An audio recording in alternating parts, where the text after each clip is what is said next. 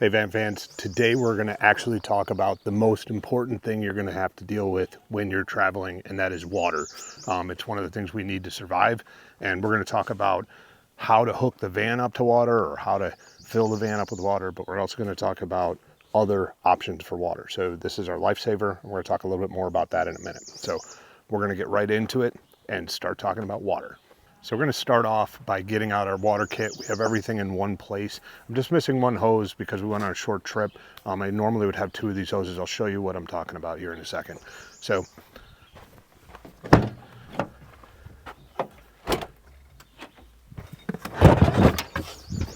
in the back of the van, we have a front runner. So this is what's in our water kit.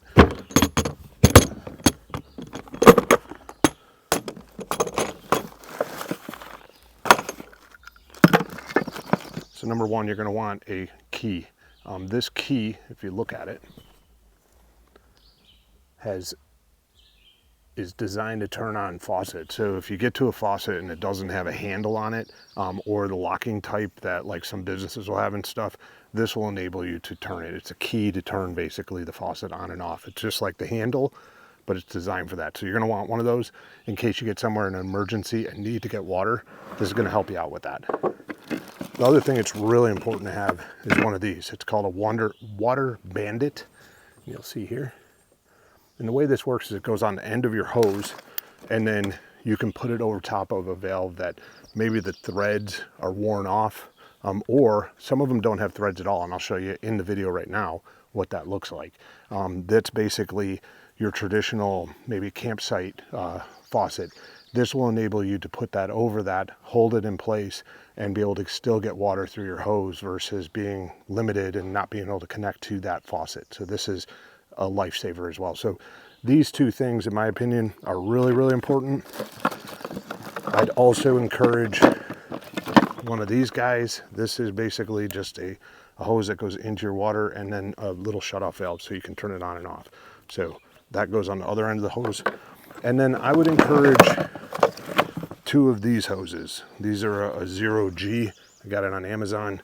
They have like a Kevlar coating or some kind of coating so they don't get punctured and stuff. And they're just an amazing hose. This is a 100-foot hose. I usually carry two of these. Now, if you are going to hook your van up to the water and leave the hose there just so you have continuous water like a household, you'll want to use an RV style hose, because if not, you'll start getting that rubber taste. Because we only use this for a quick fill up and we only use it for filling up water in our tanks, it stays pretty clean, and I always empty it, and I'll show you how I do that as well. I usually start with both hoses out and then rolling it on itself to get the water all out of it. So they're usually empty, but two of these will easily fit in this bin, and also that'll give me 200 feet from a faucet. Being a van, you can get a lot closer to the faucet, so you probably only need 100 foot, but that will cover you there. Some other things I have in this kit are a couple of these connectors that kind of have a bending on them, so if you do hook up to a solid thing, I have a mini pump. This goes onto my drill, and I can pump water, so if I need to pump water out of a bag or something of that like, we can talk about that as well. I have this in there. It's really not needed, but you hook up to a regular air compressor and you can blow out your water lines and stuff as well. I have a backup connector in case my gray tank is leaking. I have this. We'll talk more about sewage in another video. And then I have some additional charcoal filters for the lifesaver, as well as another cartridge and the hose, and I'll show you that as well here in a minute.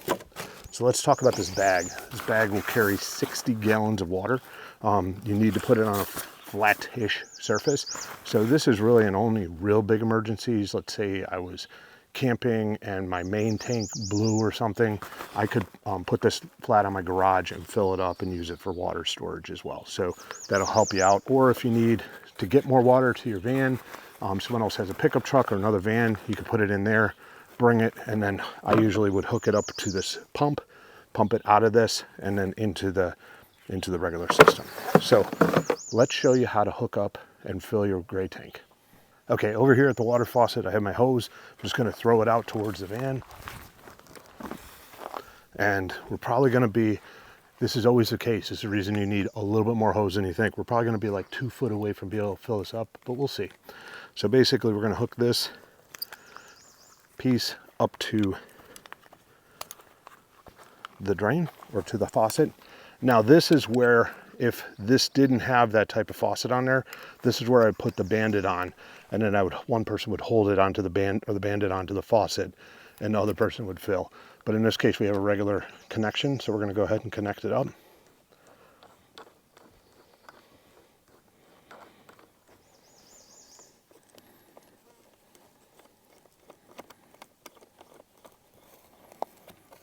There we go. And if this was missing this, I could use this to turn it on and off. As you can see, one of these would fit on there perfect. But I don't need either of those two. And then I'm going to put this on the other end for the filler, which actually we don't need as well because ours is connecting up different. So you're not going to need this unless you're filling a tank of some kind. Let's see if we're long enough.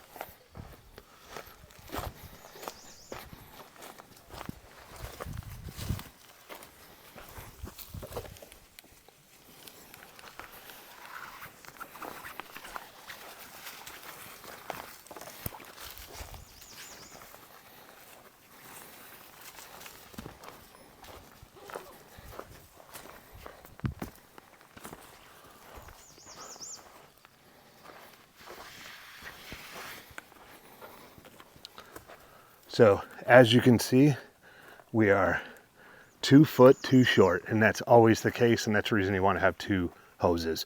As you can see, I'm not going to be able to fill this. I'm like legit like less than 2 feet away from being able to make this work. So obviously with the van, we can just shimmy the van and connect.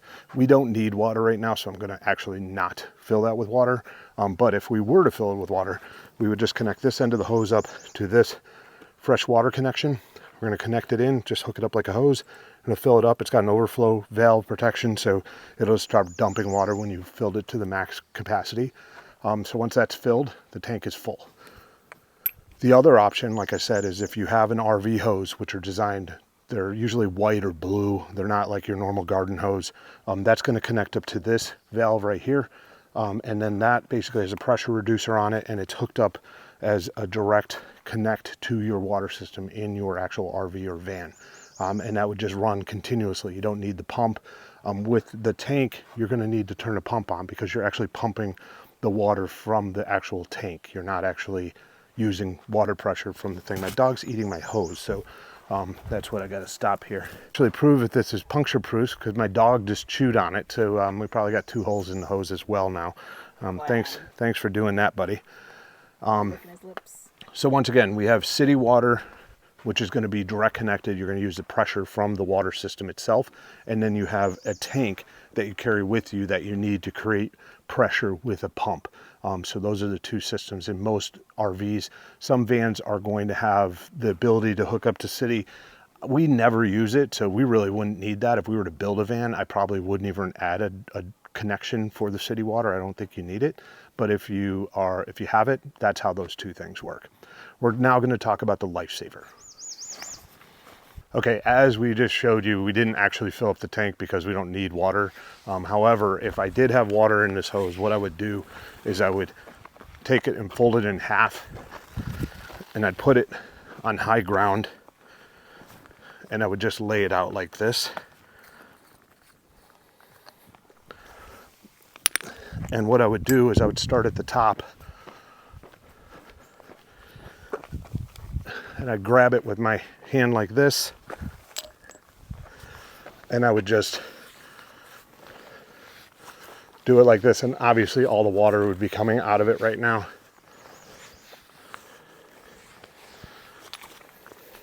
There's still a little water left in there, or that could have been from just having it hooked up to the faucet for a second.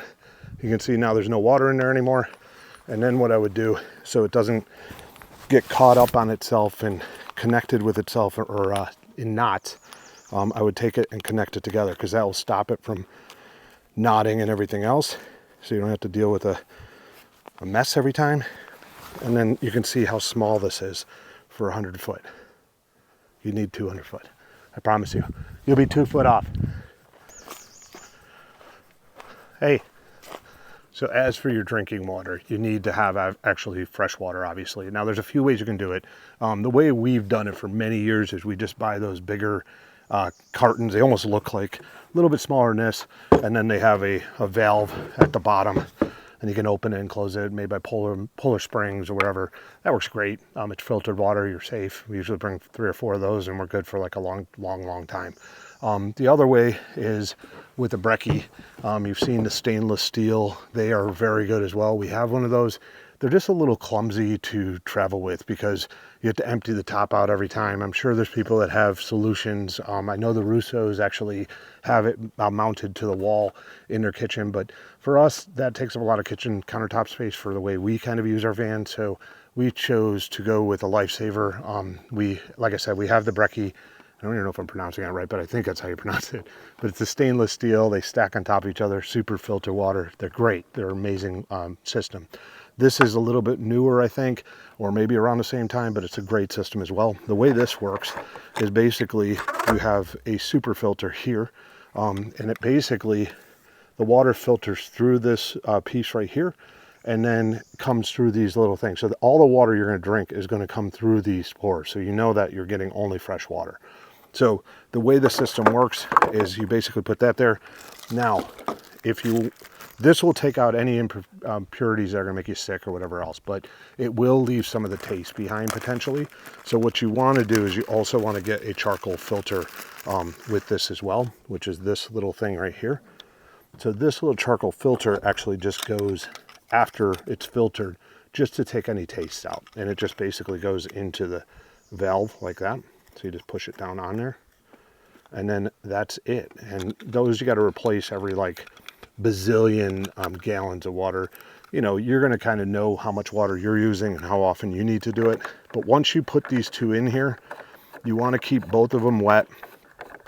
You don't want them to dry out, so you don't want to empty your tank out once you get going here. And basically tighten that on there real nice so that you get a good seal. And you can see there. Now, there is a faucet piece here. We'll show you how this works in a second as well. There are a few bugs out here today.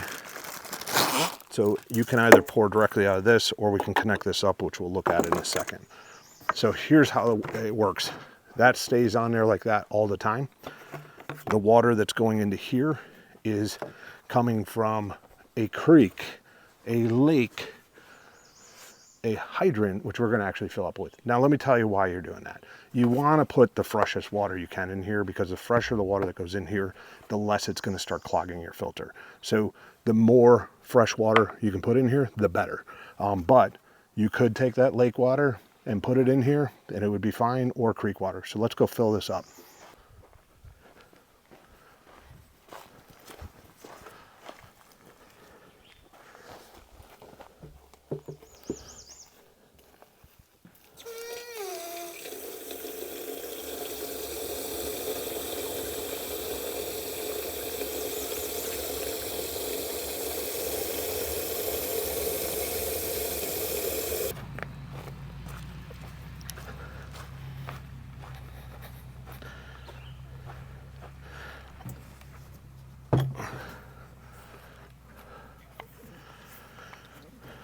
Okay, so this is basically just a pump. The only thing that tend to kind of go wrong with these systems is this pump. So you might want to have either a backup one of these or the parts to fix this. So I'm probably going to buy a backup one of these. You have to have the pump. You can't, it won't filter the water. That filter's too fine to push water through it. So if you just filled it up and opened the valve, no water would come out. So you do need the pump to get the water through, and you just take it and pump it.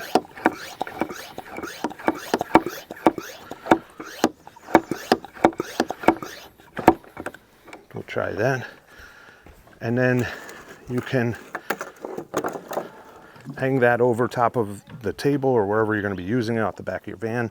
And as you open the valve, you can see there's water coming out. Now, if you want more water to come out, and that's fully drinkable, fresh water. If you want more water to come out, you put more pressure into the tank.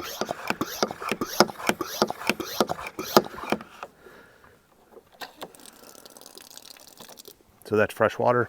If you want to use it to shower, you know, if you want to shower with the freshest water, you just put that on there, turn it on. It's not a good, there we go. Might have to work on that connection. And here you will have water. So you can shower, you can wash your dishes with the freshest water. So, hope you found this video valuable. I know there's better ways, or other, I shouldn't say better, there are other ways to deal with water.